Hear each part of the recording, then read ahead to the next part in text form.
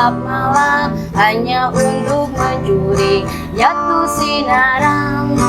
Tak terasa sang waktu melewati hidupnya, tanda pagi menjelang mengganti malam. Halo Tips Lover, salam sehat dan tetap semangat dimanapun Anda berada. Senang sekali saya Intan Ipus hadir kembali menemani setelah aktivitas Anda dan tetap di program Times Podcast.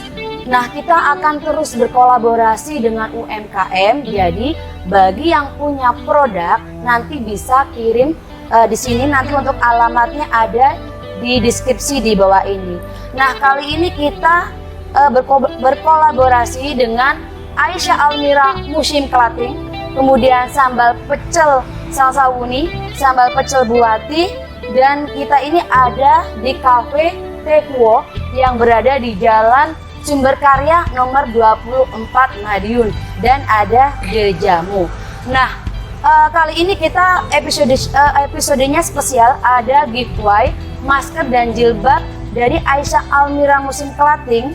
Jadi untuk komen yang terbaik nanti akan diumumkan di periode berikutnya. Maka secepatnya aja nanti setelah ini tayang, silahkan kirim komen sebanyak-banyaknya ya. Nah, kali ini kita kedatangan tamu istimewa.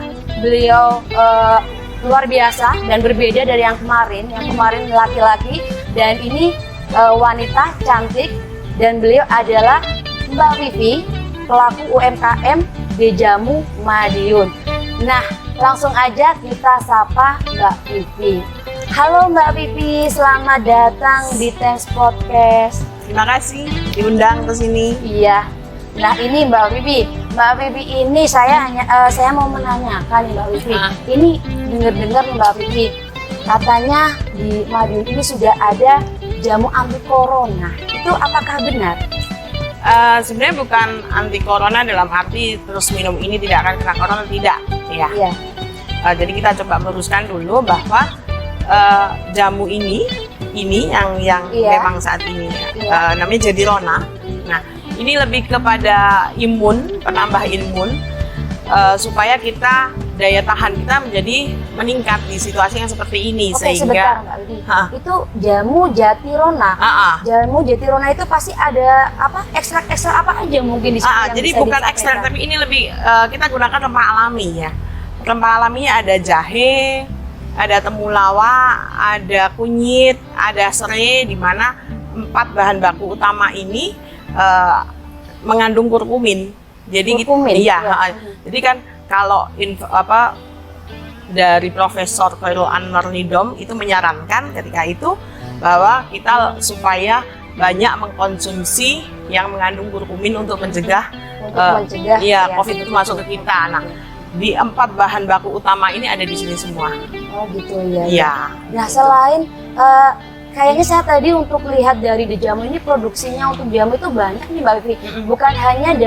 Bukan hanya tadi yang disebutkan Rona, apa itu Mbak? Jatirona. Jatirona aja, tapi kayaknya saya pernah lihat ini karena di Madiun nih untuk The Jamu ini sudah luar biasa pemasarannya. Itu mungkin boleh disebutkan jamu itu ada berapa produksi jamu dalam ini setiap variannya ya. Variannya ya, betul. Jadi kita saat ini ada 8 macam. 8 macam. Banyak ya, yang utama waktu itu awal-awal kita produksi adalah beras kencur, kunir asem, temulawak, dan gula asem. Ya. Terus kemudian semakin kesini kita coba kembangkan varian baru lagi.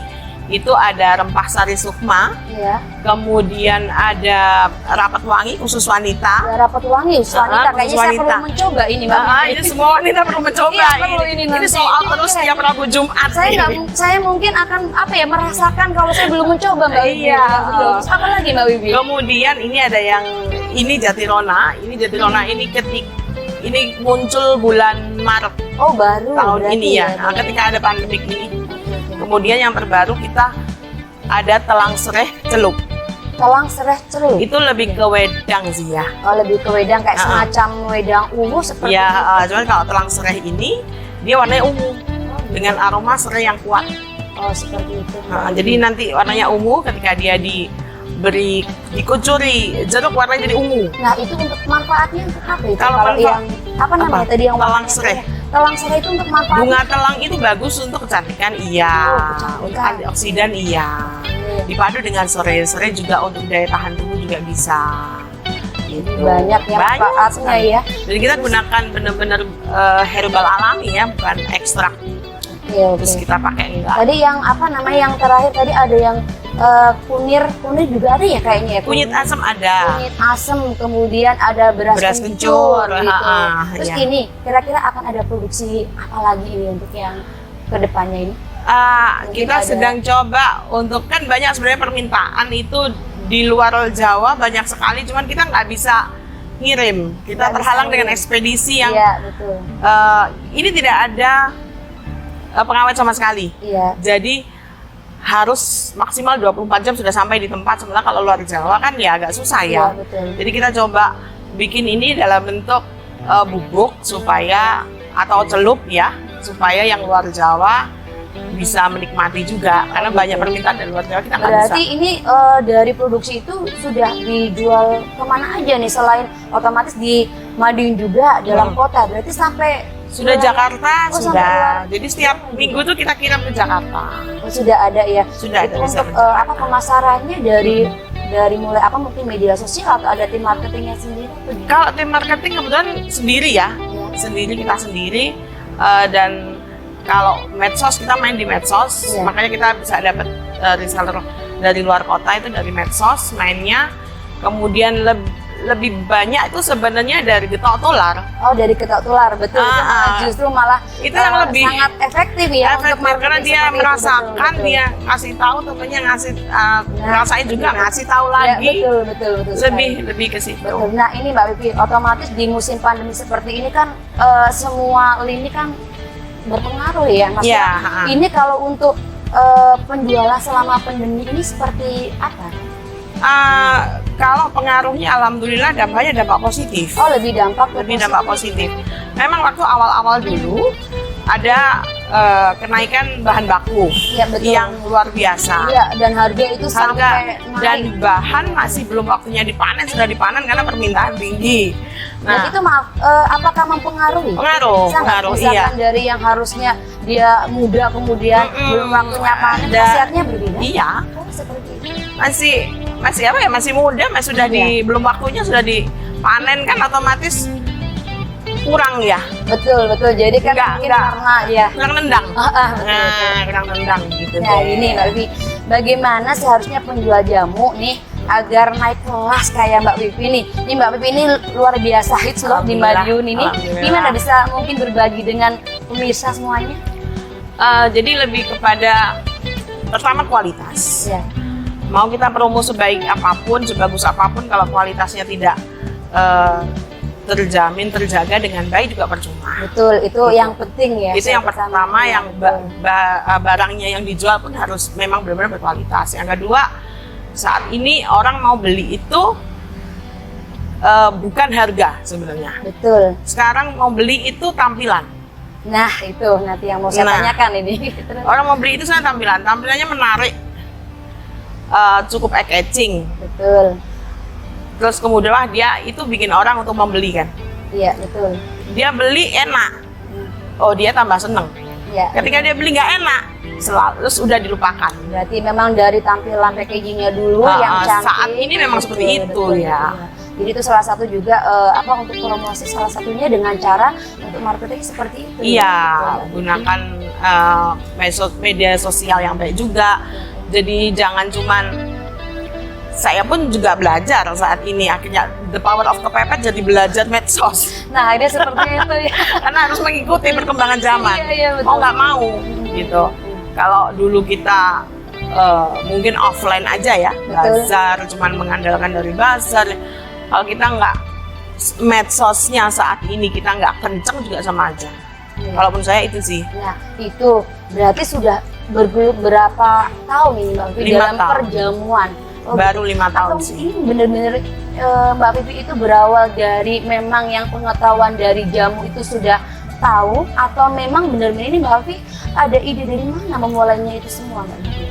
dari nol. Dari nol ya. Kok tahu-tahu bisa langsung ini kayaknya jamu nih bakalan saya angkat untuk jadi apa ya? Mungkin nggak sampai apa berpikir akan seperti ini ya Mbak. Enggak, itu gimana Mbak Wibi pertama kali? Jadi waktu itu 5 tahun yang lalu, tahun 2015 tepatnya bulan Agustus itu kan cuaca lagi panas-panasnya kayak gini ya.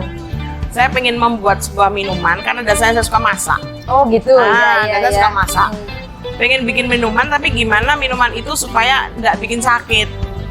Akhirnya kepikiran coba-coba iseng browsing lah. Iya. Ya, browsing nemu kok jamu, cobalah sama suami bilang ya coba bikin beras kencur. Sudah akhirnya dapat bikin enak tapi kurang nendang.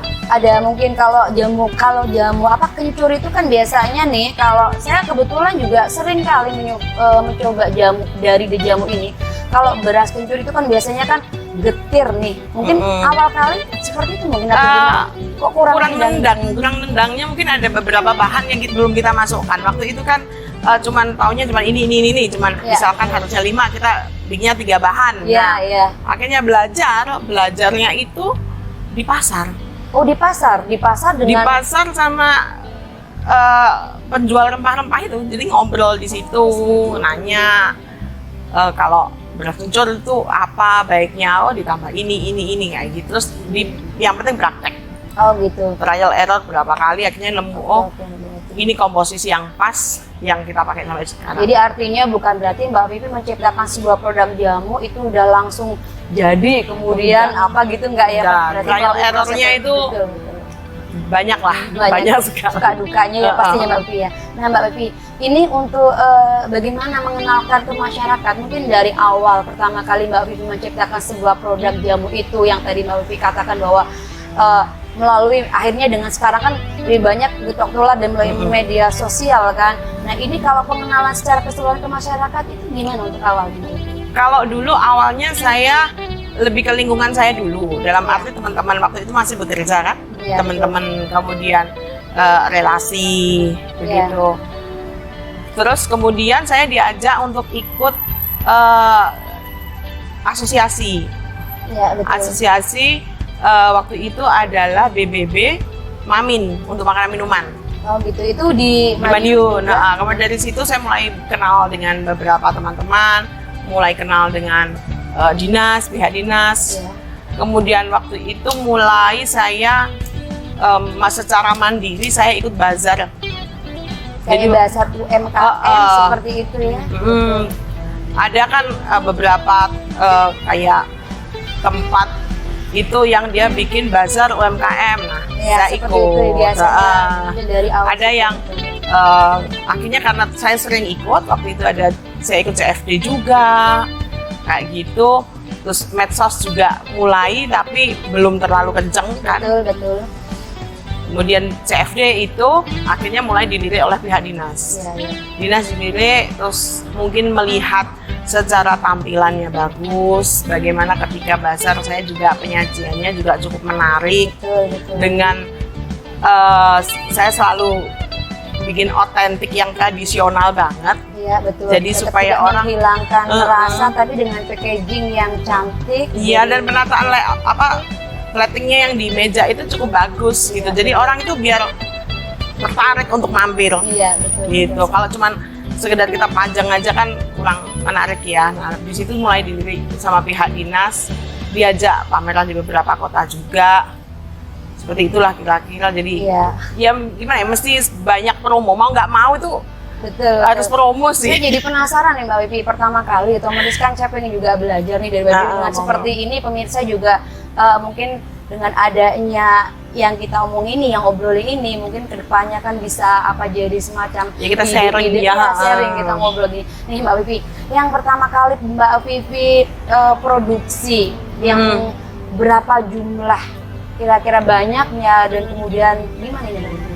Kalau dulu modal saya usaha ini modal cuma 100.000 awalnya. Dari 100.000, wow. Dari 100.000 cuman. Dan sekarang omsetnya banyak ya Mbak ya? Iya, lumayan. Dari modal 100.000 sekarang bisa gitu ya Mbak? Lumayan. Ya. Itu gimana Mbak Wibi terus? Iya, waktu itu modal cuma 100.000, jadi saya hanya beli kayak beberapa bahan itu cuma satu on. Seperti Ya, itu. masih kecil, terus beli botol juga cuma 10 kayak gitu. 10 gitu. Dan keuntungan dari situ kita putar lagi, nambah lagi. Iya. Ya, akhirnya waktu itu memang tidak langsung produksi setiap hari ya. Saya Iya, cuma betul. masih ngumpulin yang order aja. Jadi sekali bikin itu 20 botol. 20 botol. Sekali bikin, tapi itu memang sudah ada yang pesan. Iya, betul. Kayak gitu. Terus berkembang lagi. Setelah itu ikut CFD, jadi kita setiap seminggu itu bisa 2-3 kali bikin terus ya jamu. produksi terus gitu ya. Dalam satu minggu 2-3 kali bikin. Setelah itu ya mulai 2018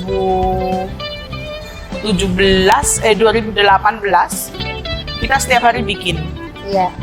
Kita setiap hari bikin sampai dengan Dan bisa sekarang. sampai untuk tiap bulan ini bisa sampai produksi berapa botol? Setiap dan- hari kita nggak ngitung botol sih Mas Yanja, kita liter.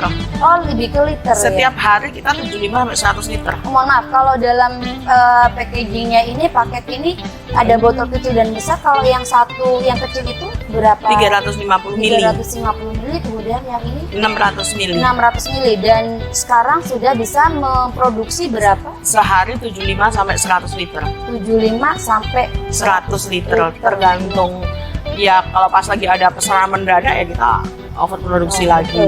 Nah itu dari produk seperti itu kan tadi Mbak Vivi menyampaikan bahwa itu untuk jamu jelas karena dia juga tradisional, mungkin ada pengawetnya. Mungkin bagi pemirsa kan pengen tahu juga nih Mbak Vivi, berapa lama daya tahan dari jamu ini, misalkan bila ditaruh di luar kulkas, di ruangan biasa dan di dalam kulkas itu berapa Mbak? Kalau jamu sendiri ini tidak ada pengawet apapun, tidak ada pemanis buatan, jadi kita di suhu ruang normal begini sekitar 2-3 hari tergantung 2-3 hari. Dia otomatis dalam kondisi yang sudah terbuka kayak tertutup seperti ini 2-3 hari. Oke, Ya. Kemudian kalau di dalam kulkas 7 hari bisa. 7 hari. Kalau beku dia bisa 1 bulan. Kalau beku bisa 1 bulan.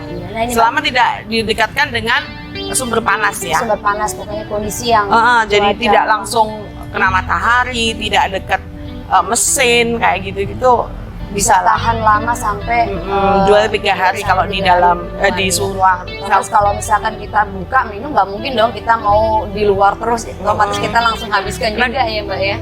Sebaiknya sih begitu dibuka ya segera dihabiskan. Kalau ini didekatkan sumber panas, ini cuma sejam 2 jam sudah dia ngegas. Oh ngegas, betul. Berarti itu menandakan apa Mbak Sudah Vivi? nggak bisa dikonsumsi. Oh gitu, karena memang dari apa yang diciptakan Mbak Vivi itu benar-benar Nggak dia ada. tanpa pengawet, otomatis intinya sekali buka langsung Sebaiknya habiskan. kalau seperti itu, memang betul. mau diminum nanti disimpan di kulkas. Lebih baik seperti itu. Juga kalau kan lebih segar juga ya, Ya, masuk di betul, kulkas. betul Mbak Vivi. Nah nih Mbak Vivi, sebagai praktisi jamu nih Mbak Vivi, apa saran Mbak Vivi yang perlu dikonsumsi masyarakat di masa pandemi saat ini? Kalau dari kami sendiri lebih banyak mengkonsumsi jangan yang ada bahan-bahan kimia. Ada bahan-bahan kimia. Jangan sampai ada itu. Kita jaga diri sendiri ya. Iya. Kita jaga diri sendiri, jangan konsumsi yang kimia. Tetap sebisa mungkin kita konsumsi yang alami aja. Betul, betul. Nggak usah yang ada pengawetnya, nggak usah yang ada pemanis buatannya, jangan ada yang Ada zat-zat kimia pokoknya ya. Kadang jangan kalau lah. betul minuman aja mungkin kita nggak usah nggak usah ke jamu, kita minuman aja lah. Kalau minuman kalau sudah kita kasih hal-hal yang macam-macam yang bukan alami juga di Nggak badan enak. juga sangat, nggak usah bilang masalah musim pandemi, kita di musim yang cuaca nggak menentu aja kita minum es atau minum kayak gitu yang ada sirupnya buatan aja kita pasti sudah ini ya Kalau Mbak Vivi. pemanis kalau pakai pemanis buatan biasanya orang itu kan lebih Langsung srik gitu rasanya. Ada yang sensitif, ada yang enggak ya. Yang Iya, sensitif iya. itu baru di sini udah nggak enak biasanya. Iya betul. Nah Mbak Vivi, ini untuk tips ya untuk tips dan trik bagi pelaku UMKM untuk bisa bertahan saat memulai saat mulai usaha nih, atau di situasi sulit seperti pandemi ini, apa Mbak? Kalau di Tips dan ini, triknya. kalau situasi pandemik ini memang situasi yang nggak enak buat semuanya. Betul, semuanya. Sudah bisa bertahan saja menurut saya itu sudah luar biasa, karena banyak yang tumbang juga ya. Tetap kreatif. Ya. Di situasi apapun tetap kreatif. Kalau saya sendiri, walaupun untuk saya jamu ini sudah mempunyai dampak yang baik, artinya efeknya baik buat saya pribadi, saya tetap kreatif dengan membuat varian baru. Terus membuat. Iya, tetap harus varian. seperti itu. Terus ketika kita menjualnya pun saya jualan dengan paket-paket semacam bisa pesen label sesuai permintaan customer. Misalkan dia minta, aku mau ada acara ini ulang tahun misalkan, saya minta labelnya temanya ulang tahun saya, bisa. Oh, bisa. Jadi, Bisa. nah itu untuk ide Kreatifnya. Betul. Nah, itu untuk ide awalnya dengan adanya botol seperti ini. Mungkin Mbak Pipi kan pengen mengenalkan produk yang tidak biasanya maksudnya dengan tradisional, tapi Mbak Pipi menyajikan dengan sesuatu yang yang kekinian Lebih. Itu idenya itu dari Mbak Pipi sendiri atau mungkin ada dari orang lain yang kira-kira? Saya lebih harus sering-sering buka internet ya. Iya, betul. Saya harus sering-sering buka internet. Di situ lagi ngetren apa. Ketika Lebaran banyak hamper, saya harus bikin hampers, tetapi yang unik adalah hamper jamu. Nah, bagus itu. Itu sudah mulai tahun kemarin saya bikin hampers ini luar biasa. Antusiasme dari Antusiasme. masyarakat sendiri. Saya pikir tahun ini karena pandemi orang jadi belanja hampers berkurang. Ternyata tidak, malah naik lagi. Karena justru seperti iya, itu, ya. mungkin karena tidak berkunjung, jadinya ngirim hampers.